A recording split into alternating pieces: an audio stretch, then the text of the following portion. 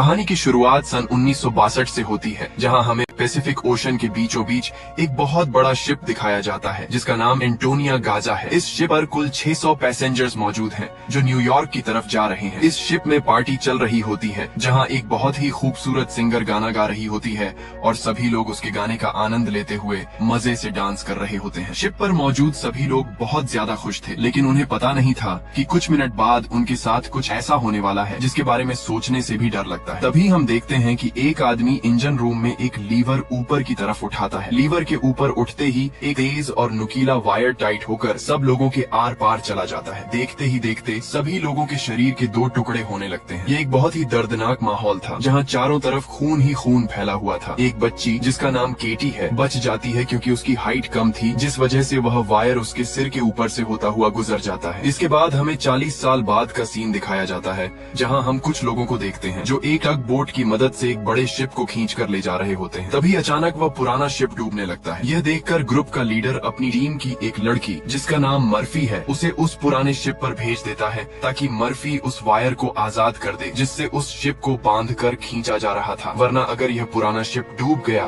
तो उसके साथ साथ इनकी टग बोट भी डूब जाएगी। मर्फी जब उस पुराने शिप पर पहुंचती है तो उसे पता चलता है कि शिप के निचले हिस्से में दरार पड़ चुकी है, जिस वजह से उसमें तेजी से पानी भरता जा रहा है और अगले 5 मिनट में यह शिप पानी में डूब जाएगा। मर्फी यह बात अपनी टीम के लीडर को बताती है। यह सुनकर टीम का लीडर उसे आदेश देता है कि जिस वायर से हम इस शिप को खींच रहे हैं उसे आजाद कर दो और फौरन वहां से निकलकर हमारे पास टग बोट पर पहुंचो, क्योंकि हम इस पुराने शिप को छोड़कर जाने वाले हैं। तभी टीम के 2 और साथी भी मर्फी के पास पहुंच जाते हैं और उसे बाहर निकलकर शिप को छोड़ देने के लिए कहते हैं, लेकिन इस शिप को ढूंढने में उन्हें 3 महीने लगे थे, जिस वजह से मर्फी इतनी आसानी से इसे छोड़ने वाली नहीं थी। वह शिप को बचाने के लिए नीचे पानी में कूद जाती है। उसे देखकर ऊपर मौजूद दोनों साथी भी औजार लेकर मर्फी के पीछे कूद जाते हैं। ये तीनों जैसे तैसे करके शिप को डूबने से पहले ही उसकी दरार पर वेल्डिंग कर देते हैं और शिप को डूबने से बचा लेते हैं। इसके बाद यह लोग इस शिप को मार्केट में बेचकर बहुत सारा पैसा कमाते हैं और टीम का लीडर वह पैसा सभी लोगों में बराबर बराबर बांट देता है। वहीं जैक नाम का एक आदमी इन लोगों पर काफी देर से नजर रखे हुए था और इनकी सारी बातें सुन रहा था। उसे पता चल जाता है कि यह लोग समुद्र में गायब हो जाने वाले शिप्स को ढूंढ निकालते हैं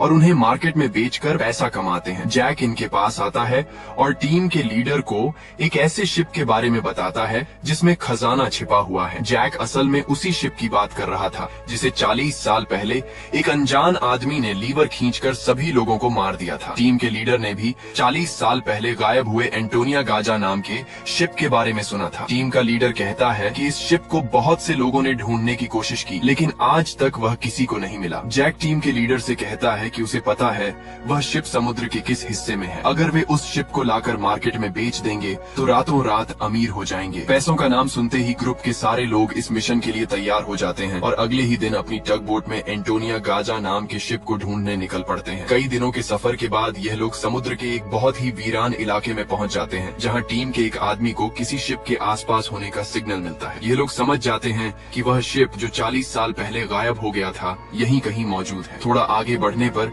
इनके सामने एक बहुत बड़ा शिप आ जाता है। ये वही शिप था जिसे हमने कहानी की शुरुआत में देखा था और जो पिछले 40 सालों से समुद्र में गायब था। इस शिप को देखकर सभी लोग बहुत ज्यादा खुश हो जाते हैं और उन्हें लगता है कि इसे बेचकर वे माला माल हो जाएंगे। अब टीम का लीडर 2 लोगों को टग बोट में ही रहने के लिए कहता है और खुद कुछ साथियों के साथ उस पुराने शिप की जांच करने के लिए अंदर चला जाता है। अंदर जाते ही इन लोगों को बहुत ही अजीब सी आवाज सुनाई देने लगी है जिसे सुनकर यह लोग घबरा जाते हैं। इसके बाद टीम का लीडर अपने साथियों को आगे बढ़ने के लिए कहता है। यह लोग उस आवाज का पीछा करते हुए एक बड़ी सी घड़ी के पास पहुंचते हैं जहां वे देखते हैं कि उस घड़ी का कांटा अभी भी हिल रहा है। कुछ देर बाद अचानक उस घड़ी का कांटा रुक जाता है। ये देखकर उन्हें कुछ अजीब लगता है। अब यह लोग शिप की ओर जांच करने के लिए आगे बढ़ते हैं। अंदर ये जहाज पूरी तरह से बिखर चुका था, जहां सारी चीजें टूट चुकी थी और जहाज के लोहे में जंग लग चुका था। ये लोग जब आगे बढ़ रहे होते हैं तभी उनका एक साथी नीचे फर्श टूटने की वजह से गिरने ही वाला होता है कि तभी मर्फी उसे पकड़ लेती है। जब मर्फी अपने साथी को ऊपर खींचती है तब उसे नीचे एक लड़की दिखाई देती है। ये वही लड़की थी जो आज से 40 साल पहले यानी सन 1962 में शिप में अकेली बची थी, जिसके सिर के ऊपर से वायर गुजर गया था। लेकिन हैरान करने वाली बात यह थी कि 40 साल बाद भी उसकी उम्र उतनी ही थी, जिसका मतलब था कि वह उस लड़की की आत्मा थी। मर्फी जब उस लड़की को दोबारा देखती है तो वह अचानक कहीं गायब हो जाती है। अब यह लोग जैसे तैसे करके अपने साथी को ऊपर की ओर खींच लेते हैं। यहाँ मर्फी को कुछ समझ नहीं आता कि उसने जो देखा वह सच था या फिर कोई वहम, लेकिन यह सब देखकर मर्फी बहुत ज्यादा डर जाती है। अब यह शिप बहुत ही बड़ा था, इसलिए ये लोग इसे और एक्सप्लोर करने लगते हैं और चलते चलते शिप के मेन केबिन तक पहुंच जाते हैं, जहां जांच करते हुए उन्हें एक डिजिटल वॉच मिलती है। ये देखकर सभी लोग कंफ्यूज हो जाते हैं, क्योंकि आज से 40 साल पहले इस तरह की डिजिटल वॉच नहीं हुआ करती थी। इस वॉच को देखकर वे समझ जाते हैं कि जरूर उनसे पहले भी यहाँ कुछ लोग आ चुके हैं। इसके बाद ये सभी वापस अपने टग बोट पर आते हैं और टीम का लीडर फैसला करता है कि अगले दिन वे इस शिप को टग बोट से बांध कर ले जाएंगे। अगली सुबह उन्हें पता चलता है कि शिप में एक बहुत बड़ा छेद हो चुका है, जिसकी वजह से धीरे धीरे उसमें पानी भर रहा है। टीम का लीडर कहता है कि इस हालत में शिप को टग बोट से बांध कर ले जाना नामुमकिन है, क्योंकि उसमें बहुत सारा पानी भर चुका है। पानी की वजह से शिप का वजन कई गुना बढ़ गया है, इसलिए इस पुराने शिप को टग बोट से बांध कर ले जाना एक बेवकूफी होगी। अब यह लोग फैसला करते हैं कि पहले शिप के होल को वेल्ड करके बंद करेंगे और फिर शिप के अंदर मौजूद सारा पानी निकालकर इसे टग बोट से बांध कर ले जाएंगे। कैप्टन की बात सबको ठीक लगती है, जिसके बाद सभी अपने अपने काम पर लग जाते हैं। कुछ साथी शिप के होल को रिपेयर करने लगते हैं और कुछ शिप के अंदर मौजूद खजाना ढूंढने में जुट जाते हैं। मर्फी खजाने की तलाश में आगे बढ़ते हुए एक स्विमिंग पूल के पास पहुंचती है। स्विमिंग पूल को देखकर वह हैरान रह जाती है, क्योंकि उस पर ढेर सारे गोलियों के निशान थे। अब वह स्विमिंग पूल से जब ऊपर की तरफ आ रही होती है, तभी एक बार फिर वही लड़की मर्फी के सामने आ जाती है। उसे देखकर डर के मारे मर्फी वापस नीचे पूल में गिर जाती है। उसका सिर तेजी से स्विमिंग पूल के फर्श से टकराता है और खून निकलना शुरू हो जाता है, लेकिन स्विमिंग पूल उसके खून को एब्जॉर्ब कर लेता है। मर्फी एक बार फिर ऊपर देखती है तो वह लड़की वहाँ नहीं होती और उसकी जगह जैक खड़ा होता है। जैक मर्फी को स्विमिंग पूल से बाहर निकालने में मदद करता है। बाहर निकलते ही मर्फी जैक से कहती है कि मैंने अभी अभी यहाँ एक लड़की देखी थी, लेकिन पता नहीं वह अचानक कहाँ गायब हो गई। जैक मर्फी से कहता है कि यह तुम्हारा वहम होगा, यहाँ ऐसा कुछ भी नहीं है। इसके बाद दोनों आगे बढ़ जाते हैं और इनके वहाँ से जाने के बाद स्विमिंग पूल पूरी तरह खून से भर जाता है। दूसरी तरफ टीम के लीडर को उस पुराने शिप के कैप्टन का रूम मिल जाता है। जब वह रूम के अंदर जाता है तो उसकी हालत काफी खराब थी। अच्छी तरह जांच करने पर टीम के लीडर को वहाँ कुछ भी खास नहीं मिलता। तभी उसकी नजर सामने रखी टेबल पर पड़ती है। वह देखता है कि टेबल पर एक शराब की बोतल और एक ग्लास में किसी ने पैक बनाकर रखा है। ये सब देखकर ऐसा लग रहा था जैसे अभी अभी कोई शराब पीकर वहाँ से गया हो। टीम का लीडर जैसे ही उस ग्लास को उठाकर पीने वाला होता है, तभी उसकी नजर सामने लगे शीशे पर पड़ती है। शीशे में उसे इस पुराने शिप का कैप्टन दिखाई देता है। यह देखकर टीम का लीडर बहुत ज्यादा डर जाता है और उसके हाथ से शराब का ग्लास गिरकर टूट जाता है। इसके बाद वह डर के मारे वहाँ से भाग निकलता है। इस शिप पर सभी के साथ अजीबोगरीब घटनाएं हो रही थी। टीम का एक साथी जिसका नाम मार्क था, उसे शिप पर किसी लेडी सिंगर के गाने की आवाज सुनाई देने लगती है। वह उस आवाज का पीछा करते हुए शिप के ग्रैंड एरिया में पहुंच जाता है, जहां वह लेडी सिंगर भी मौजूद होती है। यह वही सिंगर थी जिसे हमने कहानी की शुरुआत में देखा था। दूसरी तरफ मर्फी और जैक आगे बढ़ते हुए लॉन्ड्री रूम से बाहर जाने वाले गेट को जैसे ही खोलते हैं, तभी अंदर जमा हुआ सारा पानी उनके ऊपर आ जाता है, जिसमें कई लोगों की डेड बॉडीज भी थी। मर्फी और जैक डर के मारे वहाँ से आगे बढ़ने लगते हैं। आगे बढ़ते हुए उनके सामने एक केबिन का दरवाजा खुलता है। अंदर जाने पर जैक को एक बहुत ही लग्जरी कार मिलती है, जिसे देखकर वह बहुत खुश हो जाता है। लेकिन मर्फी को यहाँ कुछ गड़बड़ महसूस होती है, इसलिए वह जल्दी से यहाँ से निकलना चाहती थी। तभी एक दूसरे रूम में उन्हें कुछ हिलता हुआ नजर आता है। जब दोनों उस चीज के करीब जाते हैं और उसके ऊपर रखा हुआ सामान हटाकर देखते हैं, तो उनकी आंखें खुली की खुली रह जाती हैं, क्योंकि वहाँ सोने से भरा हुआ एक बॉक्स पड़ा था। यह देखकर मर्फी तुरंत अपने बाकी साथियों को बुला लेती है। जब सभी वहाँ पहुँचते हैं और बाकी सामान हटाते हैं, तो उन्हें इसी तरह के 9 बॉक्स मिलते हैं। हर एक बॉक्स में 28 गोल्ड प्लेट्स रखी हुई थी। ये देखकर सभी की खुशी का ठिकाना नहीं रहता, क्योंकि अब वे रातों रात अमीर बनने वाले थे। इतना बड़ा खजाना मिलने के बाद यह लोग फैसला करते हैं कि इस शिप को यहीं छोड़ देंगे और सिर्फ सोना ही अपने साथ ले जाएंगे। इसके बाद वे सारा गोल्ड अपनी टग बोट पर रख देते हैं और वहाँ से निकलने की तैयारी करने लगते हैं। टग बोट का कैप्टन बोट को स्टार्ट करने के लिए इंजन की सफाई करने लगता है। तभी हमें दिखाया जाता है कि टग बोट में रखा गैस सिलेंडर का वाल्व अपने आप खुल जाता है, जिससे हवा में गैस फैलनी शुरू हो जाती है। वहीं मर्फी एक बार फिर उसी लड़की को देखती है जो उसकी तरफ तेजी से भागती हुई आ रही होती है, जैसे वह उसे कोई जरूरी बात बताना चाहती हो। लेकिन तभी कोई उसे पकड़कर नीचे धकेल देता है। उसी समय टग बोट का कैप्टन इंजन ऑन करता है और सिलेंडर से निकली गैस की वजह से पूरी टग बोट में एक बहुत बड़ा ब्लास्ट ब्लास्ट हो जाता है जिसमें टग बोट का कैप्टन मारा जाता है। अब यह लोग समुद्र के बीचों बीच एक सुनसान शिप पर फंस चुके थे। सभी लोग बहुत ज्यादा परेशान हो जाते हैं क्योंकि उनके पास यहाँ से निकलने का जो टग बोट था वह पूरी तरह से तबाह हो चुका था। इनका एक साथी जिसका नाम मार्क है अपनी गर्लफ्रेंड की फोटो देखकर बहुत ज्यादा परेशान हो जाता है क्योंकि 2 हफ्ते बाद उनकी शादी होने वाली थी। अब उसे लगता है कि वह कभी भी इस शिप से बचकर नहीं जा पाएगा। परेशानी में मार्क वहाँ रखी कई साल पुरानी शराब पीने लगता है। दूसरी तरफ मर्फी भी इस बात को लेकर कंफ्यूज थी कि उसे बार बार वही लड़की क्यों दिखाई दे रही है, इसलिए वह उस लड़की के बारे में जानने की कोशिश करती है। वह शिप के डेटा में पैसेंजर्स के नाम चेक करती है जिससे उसे पता चलता है कि जो लड़की उसे दिखाई दे रही है उसका नाम केटी है। रिसर्च करते करते वह केटी के रूम तक पहुँच जाती है। वहाँ अलमारी का दरवाजा खोलते ही उसे केटी का कंकाल मिल जाता है जिसे देखकर मर्फी बहुत ज्यादा डर जाती है। फिर जैसे तैसे वह खुद को संभालती है और उस कंकाल के गले में लटका लॉकेट उतार कर देखती है। उसमें उस छोटी लड़की के माता पिता की फोटो थी। तभी केटी उसके पीछे खड़ी दिखाई देती है। उसे देखकर मर्फी को जोरदार झटका लगा है। केटी कहती है वह लॉकेट बंद मत करना क्योंकि बहुत साल बाद मैं अपने मॉम डैड को देख रही हूँ। मर्फी को अब भी यकीन नहीं हो रहा था कि वह एक मरी हुई लड़की से बात कर रही है, लेकिन जब वह लॉकेट केटी के हाथ में देने लगती है तो लॉकेट उसके हाथ के आर पार निकल जाता है। अब जाकर मर्फी को यकीन हो जाता है कि केटी कोई इंसान नहीं बल्कि एक आत्मा है। केटी मर्फी को बताती है कि इस शिप पर और भी कई लोगों की आत्माएं कैद हैं और जब तक उस आदमी को नहीं मारा जाएगा जो इन आत्माओं को यहाँ कैद करके रखता है तब तक कोई भी आत्मा आजाद नहीं हो सकती। मर्फी केटी से पूछती है कि वह आदमी कौन है जिसने तुम्हें और बाकी लोगों की आत्माओं को यहाँ कैद कर रखा है। केटी जैसे ही उसके बारे में बताने वाली होती है तभी अचानक छत पर कुछ अजीब से कीड़े निकलने लगते हैं। उन्हें देखकर केटी बहुत ज्यादा डर जाती है और मर्फी से कहती है कि जल्द से जल्द इस शिप से निकल जाओ वरना तुम सब मारे जाओगे। इतना कहकर केटी अचानक गायब हो जाती है। दूसरी तरफ मार्क पूरी बोतल शराब पीने के बाद चक्कर महसूस करने लगता है। उसके आसपास रखी सभी टेबल और कुर्सियां हिलने लगी हैं। देखते ही देखते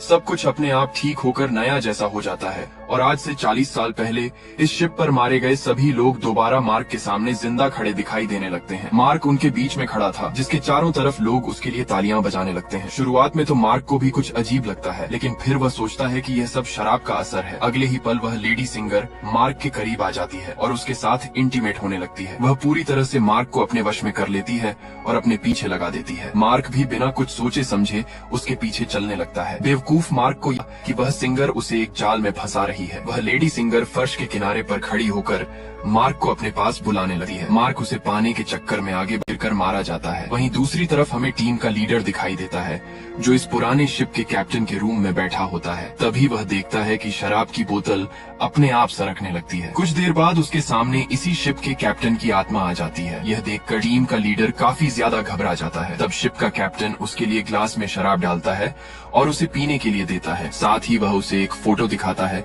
जिसमें एक शिप होता है जिसका नाम लोरेलाई है। कैप्टन बताता है कि आज से कई साल पहले उनके पास एक आदमी आया था जिसने उन्हें लोरेलाई शिप के बारे में बताया था। उसने कहा था कि उस शिप में बहुत बड़ा खजाना छिपा हुआ है। जब उन्होंने लोरेलाई शिप को ढूंढ निकाला तब उन्हें सच में वह सारा खजाना मिल गया। इसके बाद कैप्टन टीम के लीडर को एक दूसरी फोटो दिखाते हुए कहता है कि ये वही आदमी है जिसने हमें लोरेलाई शिप के बारे में बताया था। टीम का लीडर जैसे ही उस आदमी की फोटो देखता है उसके होश उड़ जाते हैं क्योंकि वह आदमी कोई और नहीं बल्कि जैक था। सबसे हैरान करने वाली बात यह थी कि यह फोटो पूरे 40 साल पुरानी थी। 40 साल गुजरने के बाद भी उसकी उम्र में कोई बदलाव नहीं आया था। वह फोटो में बिल्कुल वैसा ही दिख रहा था जैसा 40 साल पहले दिखता था। अब टीम का लीडर समझ जाता है कि जैक कोई इंसान नहीं बल्कि एक भूत है। ये सब समझते ही टीम का लीडर जल्द से जल्द अपनी टीम को इस शिप से निकालना चाहता है। वह अपने साथियों को ढूंढने लगता है लेकिन तभी उसके सामने उसका वही साथी आ जाता है जो टग बोट में गैस लीक होने की वजह से हुए ब्लास्ट में मारा गया था। दरअसल वह उसी आदमी की आत्मा थी जो टीम के लीडर को मारने के लिए उसकी तरफ बढ़ रही थी। टीम का लीडर खुद को बचाने के लिए भागता है लेकिन तभी उसके सामने मर्फी आ जाती है। अब ब्लास्ट में मारे गए आदमी की आत्मा तो गायब हो जाती है लेकिन टीम के लीडर को मर्फी का चेहरा उसी मरे हुए साथी की तरह दिखाई देता है जो कुछ देर पहले भूत बनकर उसके पीछे पड़ा था। इसलिए टीम का लीडर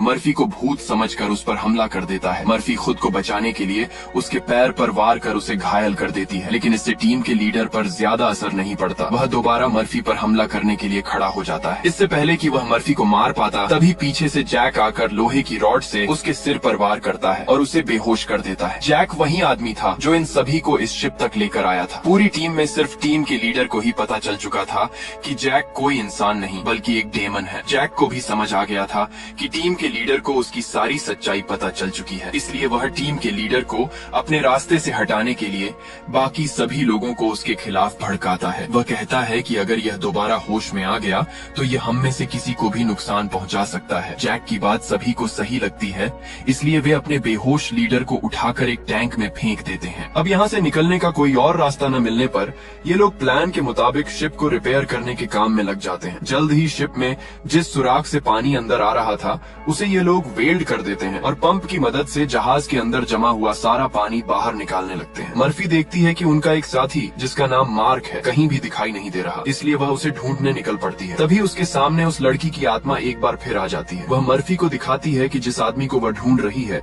वह मर चुका है। इसके बाद वह लड़की मर्फी के कंधे पर हाथ रखती है और उसे सन 1962 की उसी रात में ले जाती है जब यह पूरा हादसा हुआ था और शिप पर मौजूद सभी लोग मारे गए थे। उस रात शिप पर मौजूद सभी लोगों को बहुत ही बेरहमी से मार दिया गया था। यह सब एक ग्रुप कर रहा था जिसका मकसद शिप पर मौजूद सारा गोल्ड लूटना था। इन लोगों ने कुछ लोगों को खाने में जहर मिलाकर मार डाला, कुछ लोगों को वायर से काटकर उनके 2 टुकड़े कर दिए और कुछ को गोलियों से छलनी कर दिया। इनके कहर से केटी भी नहीं बच पाई। उन्होंने केटी को उसके रूम में ले जाकर फांसी पर लटका दिया। इन सब के पीछे वही लेडी सिंगर थी जिसने गोल्ड लूटने के लिए यह पूरा प्लान बनाया था और अपने साथियों की मदद से शिप पर मौजूद सभी लोगों को मौत के घाट उतार दिया। अब सारा गोल्ड उनके कब्जे में था। शिप का एक ऑफिसर भी लेडी सिंगर से मिला हुआ था। लेडी सिंगर के एक इशारे पर वह अपने ही साथियों को मार देता है, लेकिन जैसे ही वह मुड़ता है लेडी सिंगर उसे भी गोली मार देती है। लेडी सिंगर को लगता है कि अब सारा गोल्ड उसी का हो चुका है क्योंकि शिप पर मौजूद सभी लोग मारे जा चुके थे। लेकिन तभी एंट्री होती है